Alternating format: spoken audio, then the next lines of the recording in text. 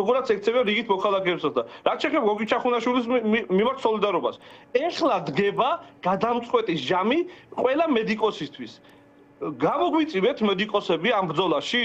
მიიღებთ ადეკვატურ პასუხს. გამოგვიწვიეთ მედიკოსები და ვცდით ჩვენს სოლიდარობის აქტს და ვცდით რა რეაქცია გვექნება ექიმებს.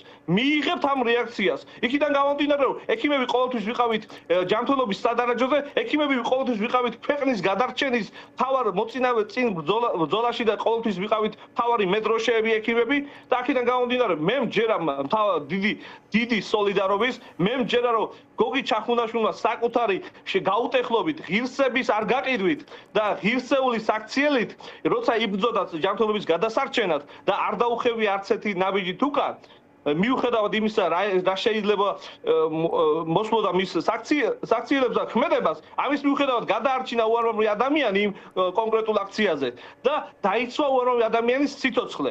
აი ეს არის ჩემთვის მთავარი და მისაბაძი. მის გავლენ გზაზე ვიზრდებით ახალი თაობა. მისი აღზრდილები ვართ ყველა მომავალი თაობა და აქედან გამომდინარე, მე მჯერა, რომ სამედიცინო საზოგადოება ერთხელ და სამუდამოდ გაერთიანდება და ერთად უნდა გამოვაჯამთელოთ ეს ქვეყანა და მე დიდი სოლიდარობის იმედი მაქვს. კი ბატონო. ძალიან დიდი მადლობა. მადლობა ბატონ მირზა, მადლობა იმისთვის, რომ დაგვითმეთ დრო და მიიღეთ გადაცემაში მონაწილეობა. მირზა ფუტკარაძე საუბრობდა დღის ამბების პირდაპირ ეთერში.